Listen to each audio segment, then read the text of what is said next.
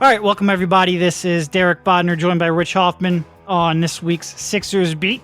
Probably shouldn't say this week since we just took a 2-week break, but we are back. We're here, and we thank you for putting up with us during our little vacation, I guess you would say. Not really vacation, because we're still writing and covering the team. You're about to fly to Denver, so not a true vacation, but a podcast vacation. How you doing, Rich? I'm good, man. I don't know if there's been too many times this year where we've done a podcast where we can go in saying, yeah, the Sixers are playing pretty good. And this is definitely one of them. Which is amazing. I looked this up recently, and I think they are 70-22 since Christmas of last year, which Brett Brown has referenced a number of times. They actually now, since he started referencing that, do not have the best record in the NBA. 70-29 since Christmas of last year, which is the second best record in the NBA. I think it's like 2 wins behind the Raptors over that stretch. So it's probably fair to say that they have been playing well before this podcast. But I think it's also fair to say that this is the time when you have the most confidence in the team. You know, we spent a lot of time talking about how they hadn't beaten anyone. I think at one point this season, they were 4-8 against teams with a 500 or better record. That has turned around drastically since. I think now they are 10-11. So they have gone 6-2 against teams with a 500 or better, or 6-3 against teams with a 500 or better record in that stretch. You've got, dominating wins over the Timberwolves and the Pacers. I think the Wolves are just slightly below 500, so they don't fall into that bracket, but good win over the Timberwolves, great win over the Pacers. Competitive game against the Thunder, which they probably should have stolen a win if not for Paul George's last-second 4-point play. And then a dominating win against the injury-depleted Houston Rockets with the most unstoppable force in recent memory. And a win against the San Antonio Spurs, in which they finished the game on a 10-0 run and overcame an 8-point deficit with 2 minutes to go. The type of a win that if Brett Brown had lost an 8-point lead in the final 2 minutes, there would be calls for his head. Instead, it is Greg Popovich, the greatest coach of all time, according to Brett Brown, who Popovich disagreed with. Kiss ass. He called him a kiss ass. He said he's so full of shit, and that's why they got rid of him. And a great Popovichian quote. But the Sixers are on the good side of a collapse. And stealing a game they probably shouldn't have won, or at least were in a bad position to. And the outlook on this team now, winning 5 of 6 against that aforementioned competition, certainly changes drastically. We were, I don't think we picked this up live watching the game. Popovich is really unbelievable how at ease he is, I would say. I mean, he's still intense and he's still stalking the sidelines and yelling at his guys for making mistakes. But after the Sixers got that last stop and Corey Brewer, the ball, there was 1.1 seconds left and he was trying to dribble it out and he got fouled. We didn't pick up on this. He went over and playfully shoved Brett Brown with 1.1 seconds left. The game was not even close to over. I mean, you have Corey Brewer shooting at the line, right. And there's Popovich joking with Brown and Embiid, like knowing. Meanwhile, you and I are sitting there like, oh my God, you went from Ben Simmons handling the ball to Corey Brewer handling the ball. Like, you can't find JJ Redick in this situation. Meanwhile, Popovich is like, yeah, hey, Brett, nice one. And his quotes before the game were fantastic. I love how he said he didn't watch film. I love that. I think that's a little bit of an exaggeration. He says that every time. And every time he says, you guys don't believe me, but it's true. And his basic premise is that his execution isn't perfect. So he is not going to worry too much about what the other team does until he can get his team executing at a high level. And in the regular season, I think there's probably some truth to that. Not no film. That's an exaggeration. But I think he's focused on his team probably until you have to get up into playoff matchups. But he just wanted to call the whole game boring too. Right. I think, which is and going back to your point about the Greg Popovich's calmness. He's been through this so many times, where he knows that a mid-January game, late January, I guess now, is not the end of the world. They're going to find their way in the playoffs, and there is a bigger picture at play here. Yep, and it was certainly a good win. I mean, we were laughing. It wasn't. I wouldn't say it was the most intense game for 3.5 quarters, but the offense just came so easy to both teams. Yep. And the Spurs, who are not the team they used to be with all this ball movement and 3-point shooting, they're just now they're a pretty static team who doesn't shoot many threes, but man, they make a lot of them, and they just executed great the entire night. But luckily for the Sixers, Ben Simmons was again excellent. He should be an All-Star starter, by the way. I think if not, it's not a big deal. He will absolutely be in the All-Star game. He was great. Embiid, who I think we should talk about in a little bit, he kind of had a tough physical game, but he guts out 33 points and 19 rebounds, I think, and then yeah, Landry Shamet and JJ Redick make the big shots at the end of the game. But yeah, that's a nice win for the Sixers. It certainly, I think, made up for the Oklahoma City game, another kind of toss up in which they got their urgency together towards the end. And it also was a good win. I mean, 2-0 without Jimmy Butler while he has this mild wrist injury, as they describe it. He was in a brace last night, but it's certainly been a stretch of good basketball. We've talked a lot about this tough 12-game stretch, and to go 3-1 with 2 blowout wins, that's a quality start for the Sixers. Yeah, that it is. And you mentioned the last 2 without Jimmy Butler.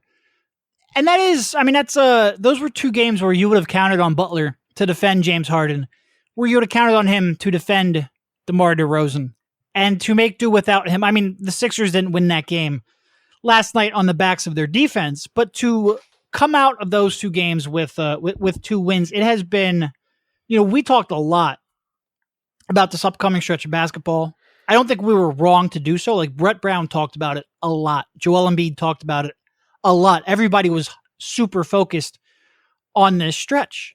And it comes at a perfect time because you have to decide what you need on the trade market in preparation for February 7th trade deadline, which is now only 2 weeks away. So to start off with, like you said, a 3-1 record, 1 shot away from being 4-0 against the competition they did. It has been, and I mean, look, most of those 3 of the 4 games have been at the Wells Fargo Center, where this is a completely different team. So you take that into account. But they're playing their best basketball of the season. And it is, you're starting, like you said, with Ben Simmons. I mean, just look at the numbers this dude's putting up. They're not hardy in numbers, but they're good numbers. 19 points, 10.2 rebounds, 9.5 assists, shooting 59% from the floor. He's scoring those 19 points a game on 12.5 field goal attempts, which sometimes isn't a stat that Ben is great at because he doesn't shoot threes and his free throw shooting comes and goes. But he's playing incredible basketball. He's playing very good defense. He's finding his spots in the offense a lot better now. The offense is running at a higher level. I think they're up to like 6th or so in the NBA since the Jimmy Butler trade. And top 10 in both, I think. Are they top 10 in both? I haven't checked that recently. I'm not sure if it's post Butler, but they are top 10 in both for the entire year. There you go. That is that is good. And I think everyone still sort of has the question about whether or not good, deep defensive teams like Boston, like Toronto, can make the most out of Ben's lack of shooting. It's going to be a question until he proves it's not. And some of these teams, I mean, Indiana's a really good defense. And Simmons didn't have his greatest game there, but he has had good, I think his previous 2 games against the Pacers, he was pretty good in. But, Houston's not a great defensive team. The Spurs are not a great defensive team. But he is consistently, night in and night out, playing very, very good basketball. And it's why when those fit concerns prop up, you take a step back and go, okay, look, it's not perfect. It can get clunky. They can get in each other's way sometimes. But these are 2 incredible young players. Give them time to figure it out. And it's also why acquiring Butler back in November makes more sense, because you get more time to evaluate and grow and also evaluate in the locker room. So it is, I said at the beginning of this trip when they beat the Pacers, just calm down. Don't react to a single game. Don't live and die in the roller coaster of this trip, because it will be a roller coaster. There will be down periods. Well, you're a third of the way through now, and there hasn't really been a down period, and they deserve a lot of credit for that. Yeah, and back to the All-Star stuff with Ben, I've just kind of looked at the other names who have been thrown out as a starter for the East backcourt. By the way, the West backcourt a lot better. I don't want to say, this is this means he's a top 10 player in the league or something like that. But I do think he's, if we were doing this on merit and who's affected winning the most, I do think Ben deserves to play. I mean, he's got the combination. His advanced stats are better than pretty much all of those guys. We know that. I mean, he's a great rebounder and passer. That's kind of to be expected. More efficient scorer, better defensive player than pretty much all of those guys. And that's not a minor gap either. That's a huge gap. That's a big gap. And then, if you want to, I think this was used as a knock against him last year. If you want to look at the team success, Sixers are 33-17. Yeah, that's right. At this point last year, they were like a 500 club, weren't they? Yeah. So, I think, and I actually made that argument as part of the reason why I do think Ben should have made it last year over, when you got down to Goran Dragic and people like that. Yes. But I did kind of understand a little bit of the hesitancy to put him on last year. There's no doubt this season. One thing I wanted to ask you, because it seems like it's something we're dealing with every night. What do you make of Embiid and this back injury? Or not back injury, consistent back tightness. Because so basically we go there every night and he's questionable. But nobody believes he's questionable. We've had Rich and I sit there watch him going through his pregame warm-up every time. We're like, we should probably tweet out that there's no chance he's sitting in this game.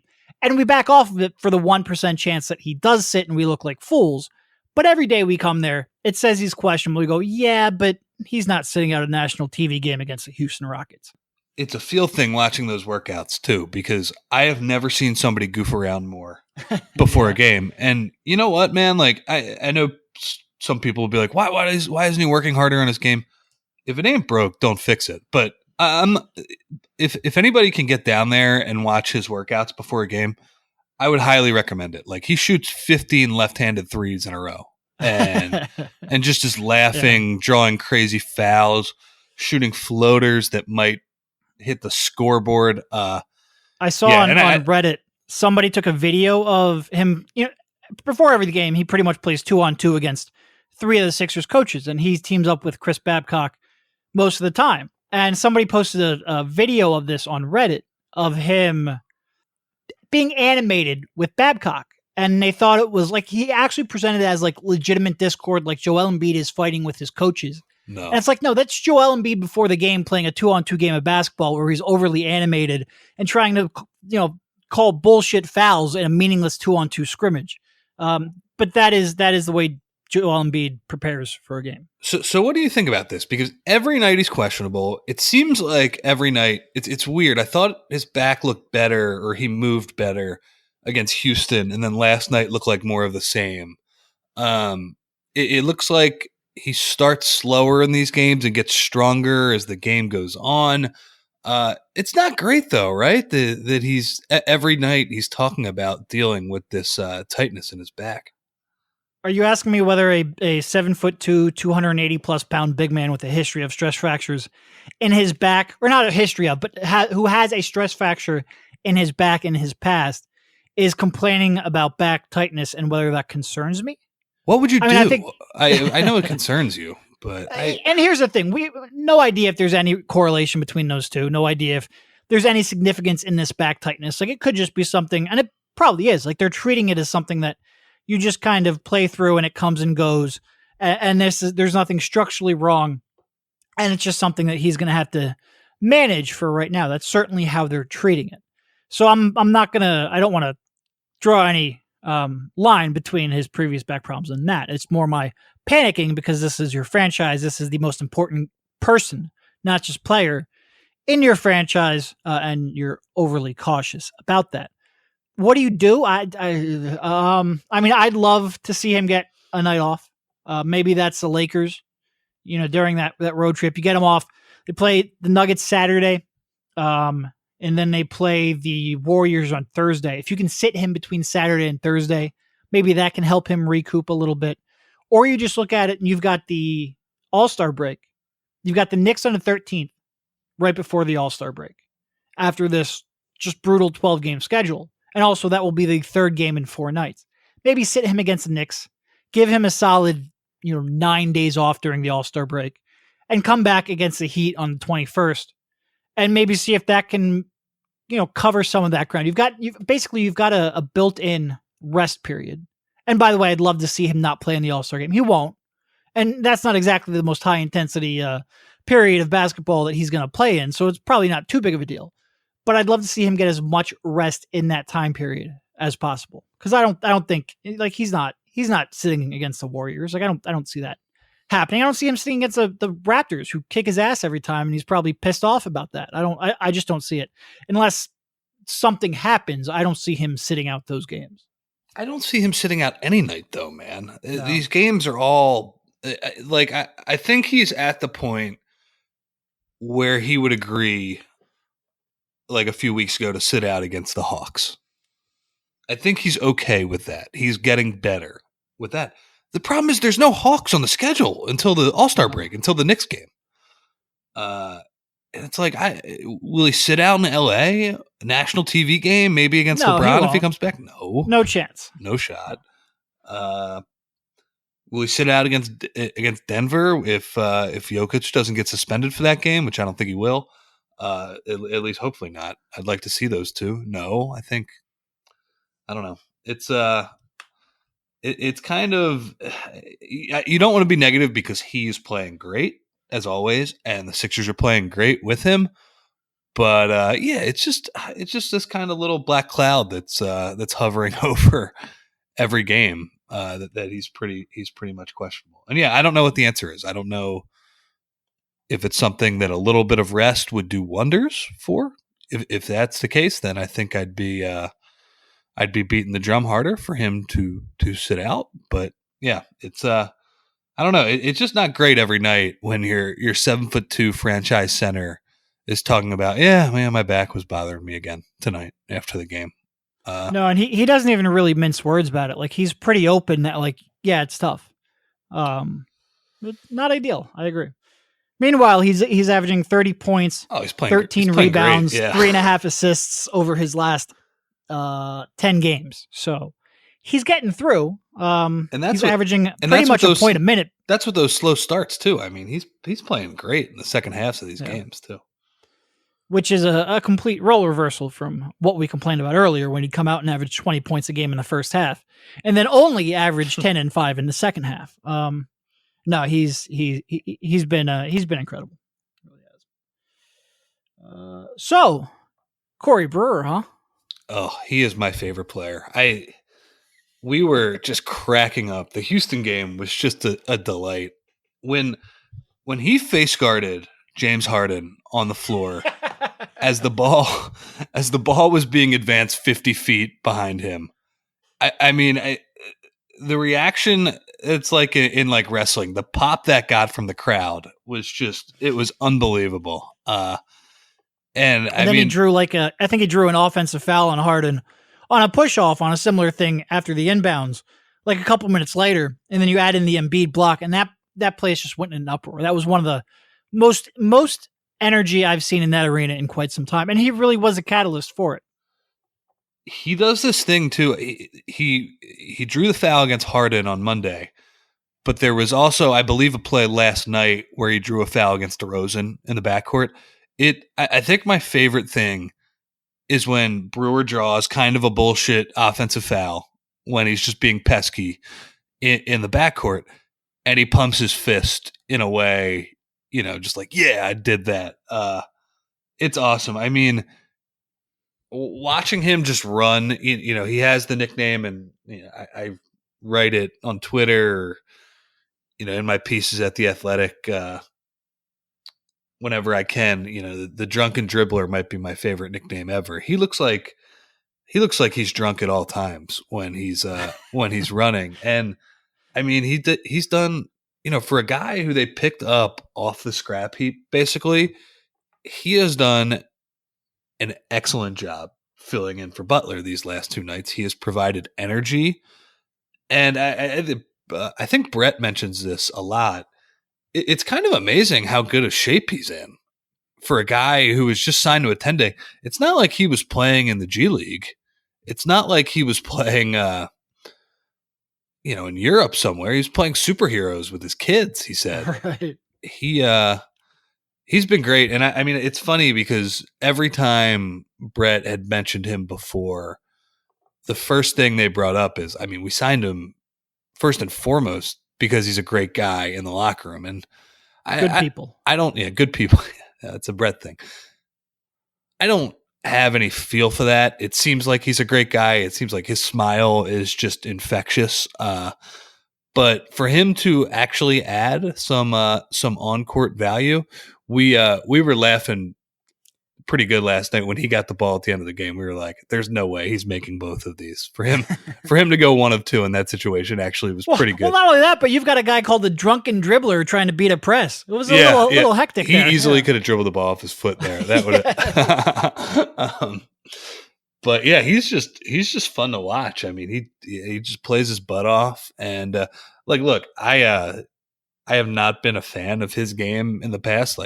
He's not a very good shooter. I think defensively, he's not always great at following the scheme. Let's just say he gets a little lost. Don't confuse activity for achievement.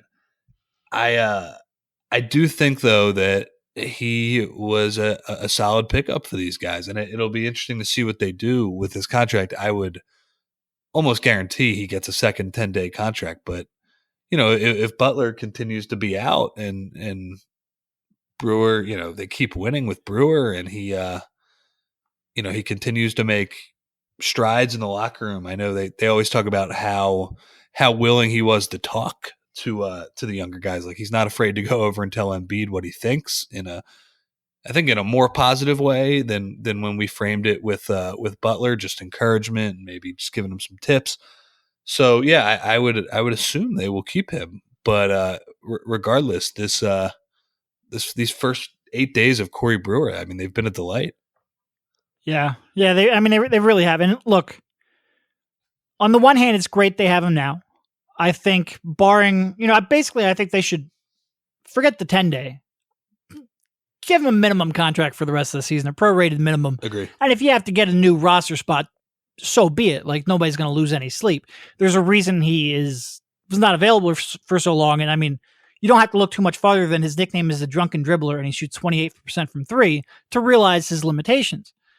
But he's clearly added a dynamic the team didn't have. It's a little frustrating that they went this long. Corey Brewer has been available since mid-November when the Sixers had that open roster spot. They could have used his length and just activity level in a couple of these games, but it's good that they have him now. It's an option. I don't think it's sustainable to play him 30 minutes a night and have this kind of impact on a game, but he clearly brings something the team was missing. Yeah. And going back to your John Wooden quote, don't mistake activity for achievement.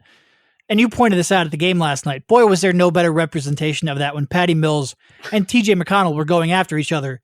Like you said, full court press that's just going to get a blow by every time. It was the whole game defensively was, don't mistake activity for achievement. A good time for Brett.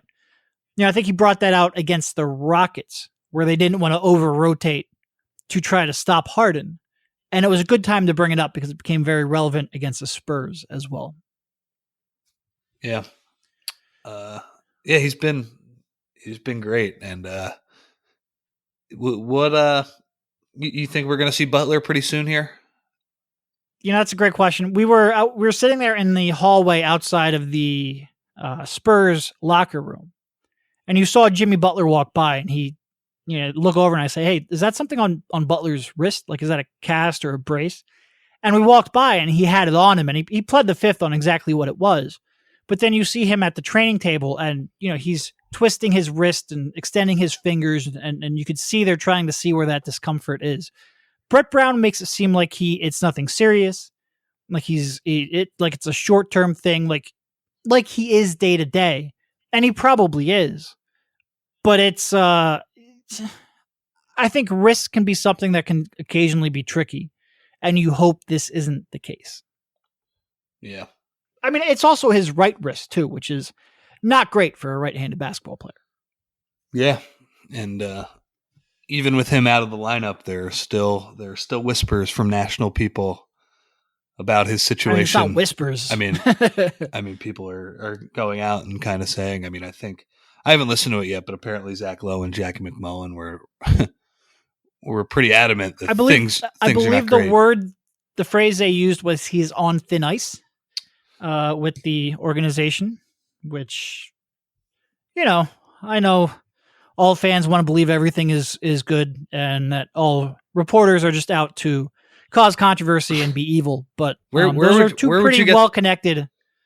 Where would you get that from this week? That idea? No comment on that one. But that is the general opinion of fans who don't want to hear what you have to say. And look, sometimes it's right. Sometimes there is. I mean, I staked my career on the fact that there's something other than the click.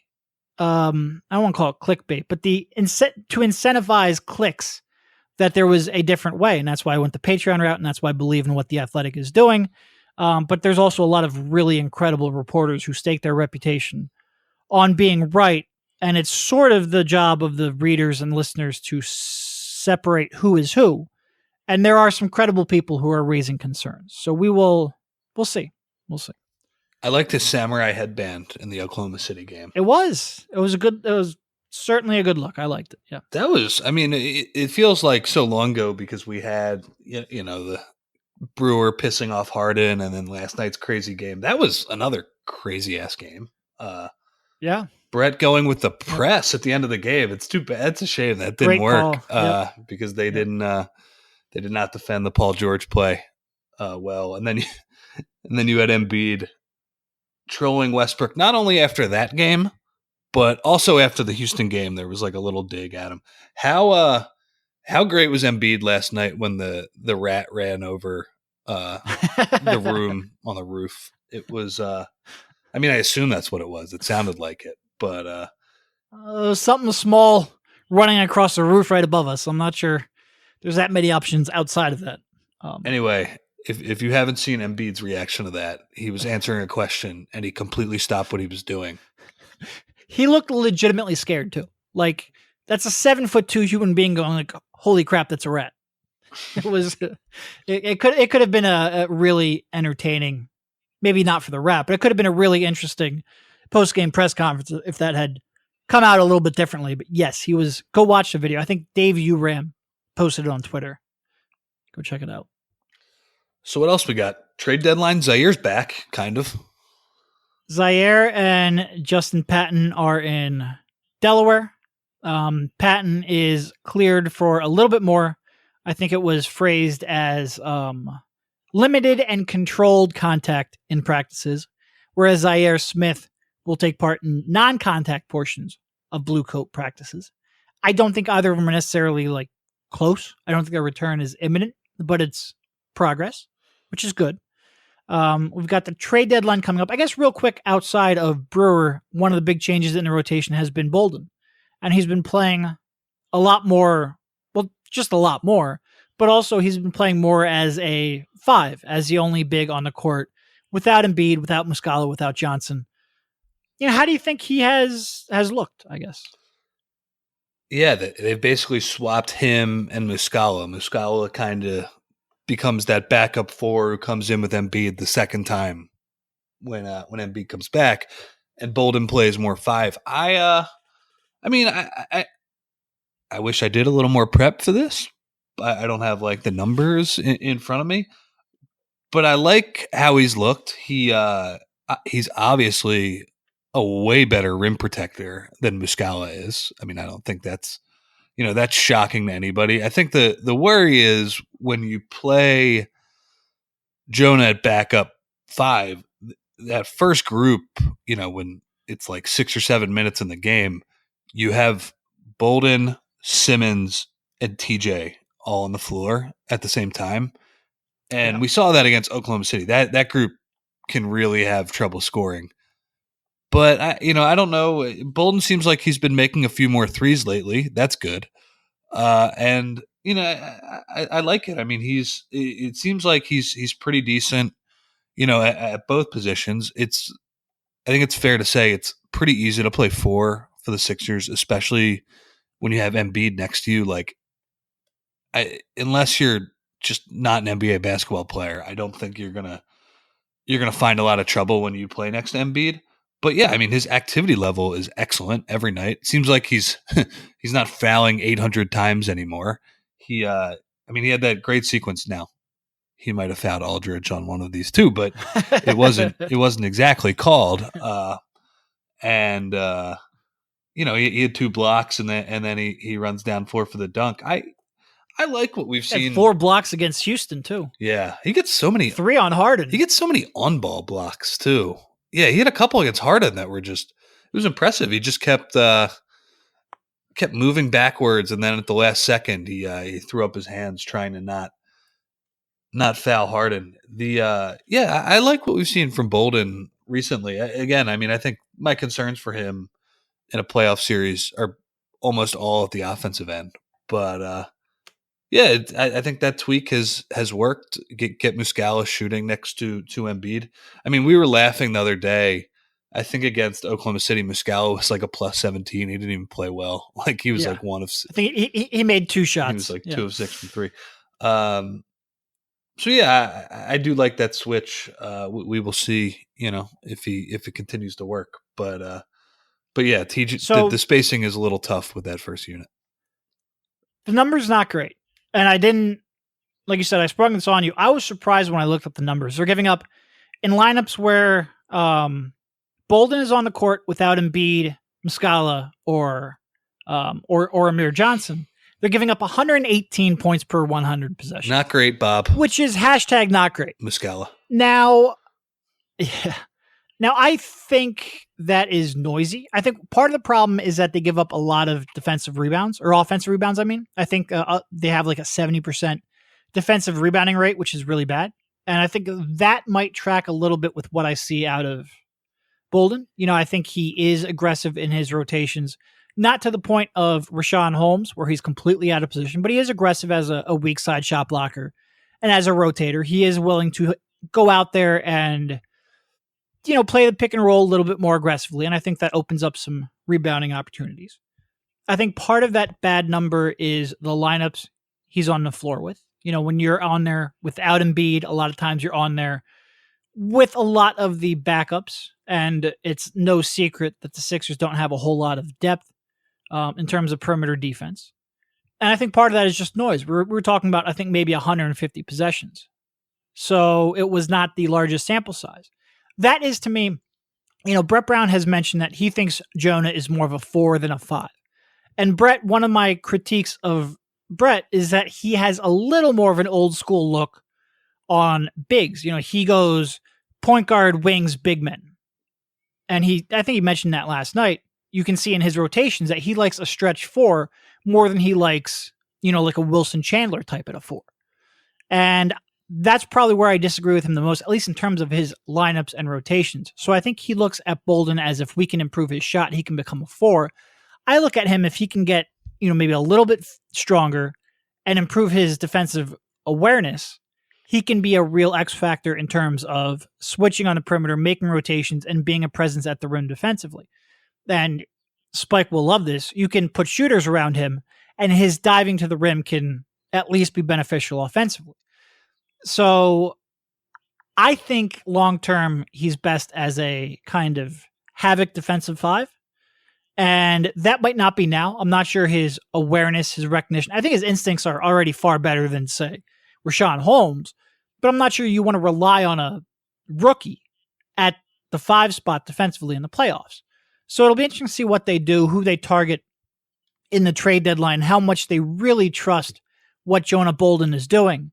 But I do think that is his future, and I do think he is showing pretty consistently some signs, which is good to see. And like you said, it helps. At one point, I think he was shooting 18% from 3. He's made a bunch in the last 4 or 5 games or so, and that certainly does help as well. That moment in last night's game, the minute 30 in the fourth quarter, when there was no Simmons or Embiid on the floor, and I think for some of that, there was no Redick either. that felt like an hour 30 with those guys. I don't know what. Brett was like, I hate doing it. It was only for 1:20, but it was long enough for you guys to ask that question. I don't know what he was doing with his rotation. I think he started Simmons in the fourth quarter, which is different than usual. And I get it. Like, look, Butler's not playing, so that kind of throws things out of whack. But like, yeah, try not to do that again. Yes. Especially not in the fourth quarter. That would have been maybe the story of the game if they don't come back there in the final 2 minutes. So Brett gets unlucky that his great trap gets swept under the rug because of Paul George's shot, and then he gets lucky that his substitution patterns get swept under the rug because the Sixers close on a 10-0 run. And by the way, Ben did come out and he looked more energized in the final few minutes of the game, and that played out well. You just would have hoped to find a different way to have that outcome, but they won. All right, so thoughts on the trade deadline? So to me, I don't know. I think their biggest question they have to ask themselves, and we've talked about this before. I think first off, they need to hopefully have a good understanding of what they want to do with Butler. But to me, it boils down to like, is there a chance that whatever you give up in terms of assets this year would be better? You'd be better off doing that than going into the summer with a blank slate and a huge free agent market, but with teams all across the league having money. By the way, there's now a Sixers Roof Rat Twitter account. Is there? Because of course. Yep. I'm sure that'll get a lot of followers. But I think, are you willing to take on more long-term money now and maybe be a team that's, say, over the cap this summer to try and, add depth around Embiid and Simmons, maybe Butler as well? Or are you willing to go into the summer with, $30 million of cap space if Fultz isn't there? I mean, if Butler isn't back, what are we talking about? $50 million of cap space? 50 with Fultz, 60 without. Yeah, it's a lot. But it's a lot. It's also a little in terms of what you have on your team outside of Embiid and Simmons. It's almost nothing, in fact.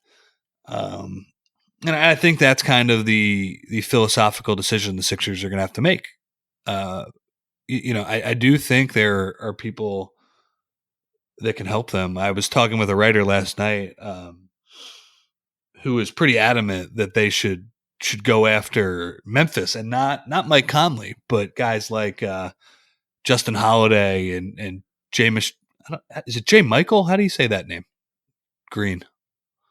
Sure, that sounds right. It's spelled Jay Michael, so I'd say J. Michael. Okay, J. Michael Green. Yeah, sure. And like Garrett Temple and people like that, kind of 2 through 4 wing shooters who would slot in nicely around Simmons and Embiid. And I didn't really put too much thought into it, but I thought, all right, that's an interesting thought. But again, like we've talked about this, it's hard to find players with 1 year left on their deal and get the salary to match up with the Sixers, unless you want to part ways with Fultz or Chandler, but that's not improving your depth either. So that's kind of where I think they're at.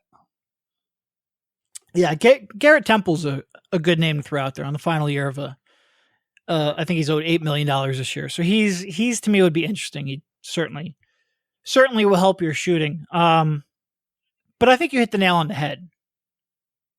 And I wrote about this today, so it's not up yet. I didn't see it yet, so we didn't.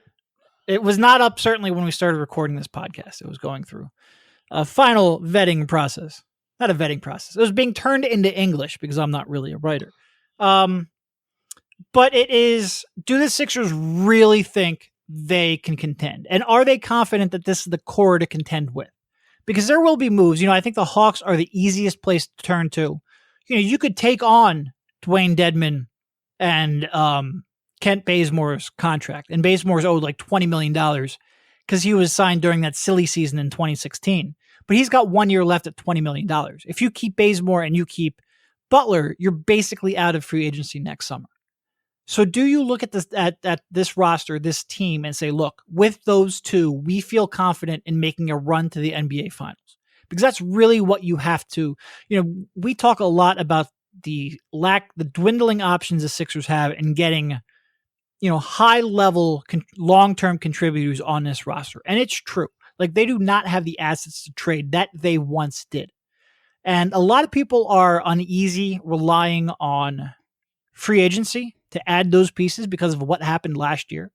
I would say that's probably the wrong way to look at it. I would say most great teams made a significant signing in free agency. It was after they got their core in place, but you have to get lucky at some point. You have to get somebody who's willing to call your city home, usually to build out the end of that, core of a championship team. And I think free agency is their last real chance to do that under their own terms. You could start talking about trades, but that gets difficult. They have expired a lot of their trade assets.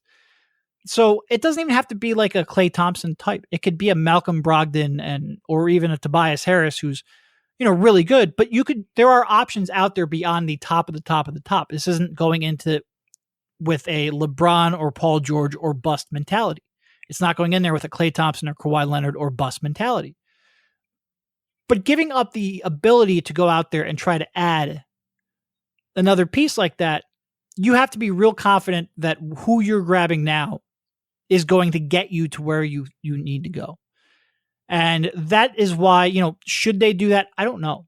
I understand, we talk a lot about the Sixers window. And on the one hand, you've got Joel Embiid, 24. Ben Simmons, 22, I think. And that window's open for a long time. That's true. But you acquire Jimmy Butler, and that changes the window, which to a degree is true. But you also have JJ Redick, who's 34 and extremely important to this team. So important. My God. Extremely limiting on defense. But I mean, his offense, the problem with the Sixers defense isn't JJ Redick. It's that they have other guys who are less consistent and less important, who have the same limitations as JJ Redick. What he brings to your offense is it's really hard to quantify. It's really hard to talk. It sounds like hyperbole when we say it, but it's true. He is incredibly important. Like, he makes every group of players function better. So you have to replace that at some point.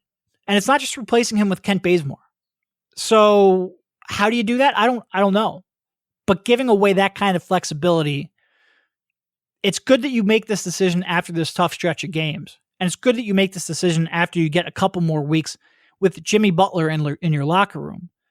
Because I think the most likely scenario is they keep Butler, they play out the rest of the season, they make moves along the margins for, maybe a Garrett Temple type, maybe something of that ilk. Maybe you play the buyout market. You see if Robin Lopez becomes available. You see if, any number of wings becomes available. Like you said, Justin Holiday, even Trevor Ariza, now that both of those teams are pretty much out of it, which is why you don't always jump the trade market, but they did. See which ones of those become available and make those kind of, minor moves to improve your depth. Because I think it's not that you don't want to go in this year, but I think you have to preserve a little bit of flexibility unless you're truly confident that A, this is the core with Butler, and B, you have a realistic shot of making the finals and playing and being very competitive in it. I don't know. It's going to be, what's going to make these next few weeks fascinating is it can really go in a number of different ways. They could, if the wrong person just can't stand Jimmy Butler anymore, it's clear who we're talking about, most important person in the franchise, they could move on from Jimmy Butler. I don't think it's likely. I don't think anybody wants that to happen. I think everyone's going to try to make this work. I think everyone has their mind still open. But it's a non-0% chance. Or they could go 9-3 in this 12-game stretch and be like, look, free agency next year, let's go get it now. They could go in any number of different directions. And then, like you said, the most obvious path would probably be in the middle of those two things. Yeah. Kind of keeping your options open. Yeah. It's really interesting. Robin Lopez would be a nice name. We talk about Bolden and looking at those numbers. I know it's like a foregone conclusion that he's apparently going to go play for the Warriors. And if he wants to win a ring, I wouldn't really fault him. But if he wants to play, he would be easily the Sixers' backup center, and that would be a good thing. And also another really good locker room guy apparently. So Butler would almost at this point have no excuse to not somewhat fit in. Yeah, it's crazy the amount of ways they can go with this, and it'll be interesting. If I had to guess, like you, I have no idea what the right answer is. Just guessing. Yep. But if I were to guess, I think it'll be something in the middle where they make moves on the margin, but they don't commit. They don't hop off the Butler experiment or just fully commit to it either. I think it'll be something in the middle. And the good thing is they have some pretty good second round draft picks coming up. I think it's the Knicks pick that highlights that, but I think there's a couple more. Right? Bulls pick. Yeah, you're right. Not Knicks. Or do they have a Knicks pick too? I forget. So many have swapped hands over the last half decade that I lose track. I need Jim Adair here with a flow chart. But they have some assets to trade. They obviously have that Heat 2021 pick, which is unprotected. And, I mean, that team has a disastrous cap situation, so we'll see where they go. They can, I think, shed most of that before the 2020-2021 season. But a lot of different ways that team can go. So it's something you want to keep in your pocket or use as a trade chip. Hey, EB's up. This is not a slam dunk decision. I think a lot will ride on how they play and how they compete against the league. I think it's the Knicks pick that highlights that, but I think there's a couple more. Right? Bulls pick. Yeah, you're right. Not Knicks. Or do they have a Knicks pick too? I forget. So many have swapped hands over the last half decade that I lose track. I need Jim Adair here with a flow chart. But they have some assets to trade. They obviously have that Heat 2021 pick, which is unprotected. And, I mean, that team has a disastrous cap situation, so we'll see where they go. They can, I think, shed most of that before the 2020-2021 season. But a lot of different ways that team can go. So it's something you want to keep in your pocket or use as a trade chip. Hey, EB's up. This is not a slam dunk decision. I think a lot will ride on how they play and how they compete against the league's best. I think it's the Knicks pick that highlights that, but I think there's a couple more. Right? Bulls pick. Yeah, you're right. Not Knicks. Or do they have a Knicks pick too? I forget. So many have swapped hands over the last half decade that I lose track. I need Jim Adair here with a flow chart. But they have some assets to trade. They obviously have that Heat 2021 pick, which is unprotected. And, I mean, that team has a disastrous cap situation, so we'll see where they go. They can, I think, shed most of that before the 2020-2021 season. But a lot of different ways that team can go. So it's something you want to keep in your pocket or use as a trade